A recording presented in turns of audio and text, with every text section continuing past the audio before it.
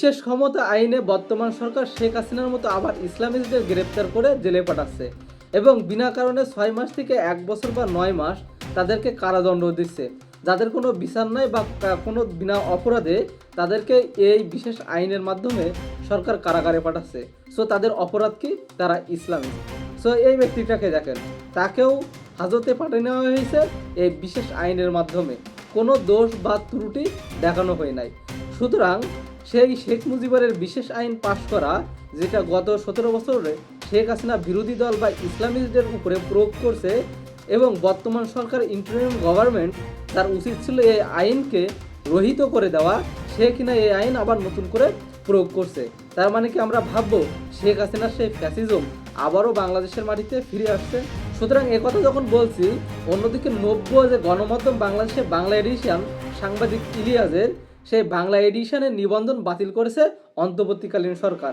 কোনো অপরাধ বা কোনো বেলেম দেওয়া হয়নি, এবং কি কারণে যে গণমাধ্যমকে বন্ধ করা হলো তার কোনো প্রতিক্রিয়া বা তার কোনো জবাব এখনো সরকার দেয়নি। তার মানে কি আমরা বলবো সংবাদ মাধ্যমের কণ্ঠকে রোধ করা হচ্ছে, যেখানে সংবাদ মাধ্যমই আছে বাংলাদেশের বা একটি রাষ্ট্রের চতুর্থ স্তম্ভ।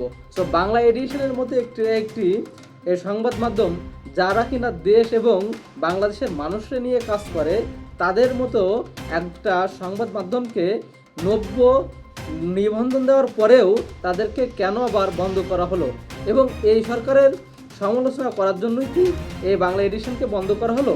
বাংলা এডিশন যেদিন উদ্বোধন করা হয়েছিল সেদিনই একজন উপদেষ্টা এই উদ্বোধন অনুষ্ঠানে ছিল এবং তিনি উদ্বোধন করছিল। সুতরাং কেন বাংলা এডিশনকে বন্ধ করা হলো, এর সঠিক তথ্য এবং প্রমাণ বা জবাবদিহিতা সরকারকে করতেই হবে।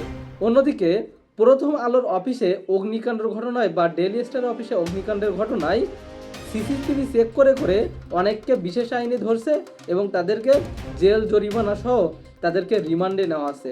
প্রথম আলো গত 17 বছর বাংলাদেশে জজমিয়া নাটক নামে কত কিছু জঙ্গি উত্থান নিয়ে কত কিছু এখানে ভেলকিবাজি করছে, এবং ফ্যাসিজমের দোষর ছিল এই প্রথম আলো। ফ্যাসিজম কায়েমি করছে যদি কোনো সংবাদপত্রের মাধ্যমে, তা আছে প্রথম আলো।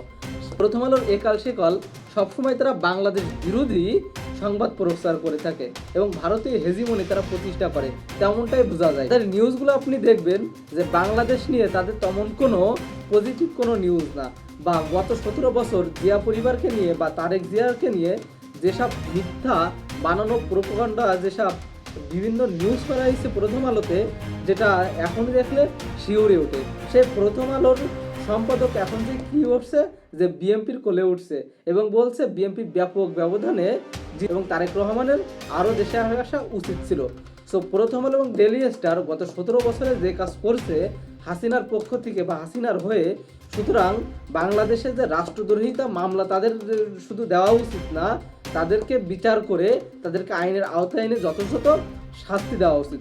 সেখানে প্রথম আলোকে রাষ্ট্রীয়ভাবে প্রোটেকশন দেওয়া আছে, এবং বাংলাদেশপন্থী যেসব নতুন চ্যানেল বা সংবাদপত্র তাদেরকে কি করা হচ্ছে, নিবন্ধন বাতিল করা হচ্ছে। গত 17 বছর পিনাকি এবং ইলিয়াসের মতো দেশপ্রেম কেউ দেখাতেই পারে নাই। তারা বিদেশে থাকলেও সবসময় বাংলাদেশকে নিয়ে কাজ করে গেছে এবং সঠিক বস্তুনিষ্ঠা সংবাদ তারা দিয়ে গেছে। সুতরাং পিনাকি এবং ইলিয়াসের দেশপ্রেম নিয়ে কোনো কথা হবে না।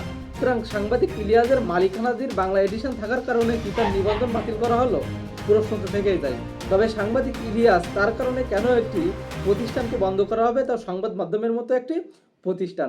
সাংবাদিক ইলিয়াস এনসিপিকে সমালোচনা করছে, সরকারকে সমালোচনা করছে, গত 17 বছর আওয়ামী লীগকে প্রকাশ্যে সমালোচনা করছে। সুতরাং সাংবাদিক ইলিয়াসের যদি এটা দোষ হয়ে যায়, তাহলে তার প্রতিষ্ঠান কেন দায়ী হবে বা তার প্রতিষ্ঠান কেন বন্ধ করা হবে? তাকে নোটিশ করা হোক বা তার বিরুদ্ধে মামলা দেওয়া হোক, সে যদি আসলেই এরকম সমালোচনা করে অপরাধ করে থাকে, তবে কেন তার প্রতিষ্ঠানের নিবন্ধন বাতিল করা হবে?